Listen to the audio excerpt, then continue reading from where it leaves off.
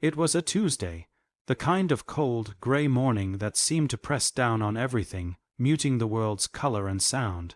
In the quiet corner of a city park, an old man named Walter Bennett sat alone on a weathered bench. His coat was frayed at the sleeves, his scarf threadbare, but his posture remained proud, an echo of who he used to be.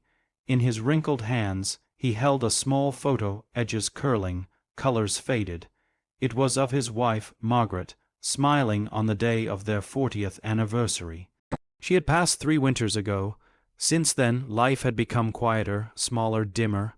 No family visited him at the retirement home. His phone didn't ring, and while the world outside rushed past, Walter simply sat. "I don't see the point anymore," he muttered aloud, not expecting anyone to hear, but someone did. With a clatter of wheels and a frustrated grunt, a teenage boy dropped onto the bench beside him. Baggy hoodie, skateboard in hand, anger radiating off him like heat. He stared out at the pond, jaw clenched, then muttered, "What's the point of anything, man?" Walter turned, slightly startled, but didn't say anything at first. He studied the boy, 15, maybe 16. A storm behind his eyes. Something clicked inside Walter. He recognized that storm. He'd once seen it in the mirror. Minutes passed in silence. Finally, Walter cleared his throat. "Rough day." The boy glanced sideways, ready with a sarcastic retort. But something about Walter's voice stopped him. It wasn't nosy, it wasn't judgmental, it was curious, soft, suspended. The boy muttered again, "Whatever, school?" Walter asked, "Yeah, stupid place, teachers hate me, don't even think my mom cares." Walter nodded slowly. "I once got kicked out of school for fighting. Broke a desk over a kid who mocked my stutter."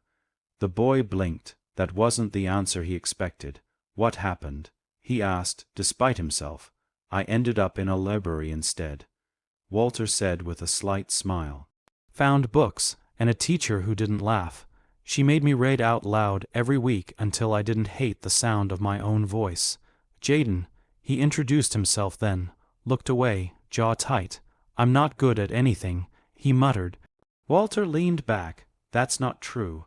You sat down here, didn't you? You didn't go home, which means there's still something inside you that's fighting. That's worth listening to."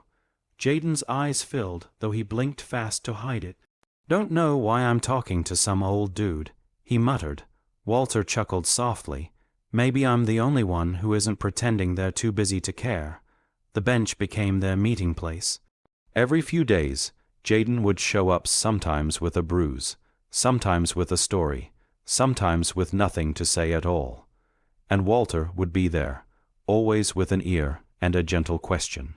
Jaden began to open up about his mother, how she worked late nights at the diner and came home too tired to talk. About his dad, who left when he was 6. About school, where he felt like furniture no one noticed until it was in the way. One day, Jaden brought a crumpled notebook. He tossed it into Walter's lap and said, "You used to be a teacher, right? Read it. If it's trash, just say it." Walter read, his brows lifted. Inside were pages of raw poetry, scribbled between homework and hurt. Lines about not fitting in, about fear, about anger and silence and needing someone to stay. It was rough, but it was real, powerful. "This," Walter said slowly, "isn't trash. This is truth. Do you know how rare that is?" Jaden flushed. The next time they met, Walter brought a fresh notebook and a pen. "Every writer needs tools," he said. One cold afternoon, Walter waited on the bench, notebook in hand.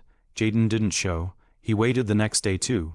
And the next. On the 4th day, Walter walks, slowly, painfully, to the diner where Jaden's mother worked.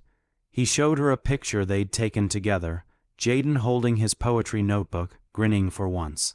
Her eyes filled instantly. "He's in the hospital," she whispered. A group of kids were bullying a younger boy in his class. Jaden stepped in, took a beating. They say his arm's broken. He's bruised pretty badly. He hasn't woken up much since. Walter visited that same evening. Jaden lay in the hospital bed, pale and still, and Roman 4 in his arm. His mother sat by the window, exhausted, eyes rimmed red. She looked at Walter and smiled weakly. "He talks about you. Says you changed his life. Thank you for being there when he needed someone." Walter said nothing. He sat down and held Jaden's hand. His own fingers trembled. That night, Walter walked to the small chapel in the hospital's west wing. He hadn't prayed since Margaret died, but now he knelt. "I know I'm not owed anything," he whispered. "But he's young. He matters. He saved someone else. Let someone save him now." A month later, the school auditorium was packed. Parents, teachers, and students filled every seat for the annual Creative Expression Night, an evening where students performed songs, recited poems, and shared essays. Walter stood backstage, straightening the collar of Jaden's shirt. His arm was still in a sling, but his face was brighter than ever. "You sure?" Walter asked. Jaden nodded. "You told me words matter. It's time people heard mine." As Jaden stepped onto the stage, the room fell silent. He gripped the mic and unfolded a paper. His voice, though shaky, rang clear. "I once sat on a bench, hoping the world would forget me. I thought I was nothing. I thought I'd never be seen. Then someone looked, someone listened. An old man who'd lost everything showed me I had something, a voice, a truth, a point. He gave me more than words. He gave me purpose." Gasps echoed. Some wiped tears. Jaden continued, stronger now. "He saved me, but I think I saved him too. We were two ghosts in the world, until we found each other. This poem is for the professor, the man who reminded me I matter." A standing ovation erupted. Teachers, parents, even Jaden's mother, crying in the front row. Walter stood too, clapping slowly, his heart full in a way it hadn't been in years.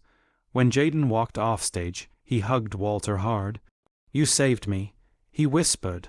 Walter smiled through tears. "You saved me first." From that day on, Walter and Jaden became inseparable. Jaden's poems went on to be published in the school journal. Walter began teaching creative writing once a week at the school. He smiled more, laughed more, lived more, and every afternoon they still met at that same bench, not as strangers anymore, but as family.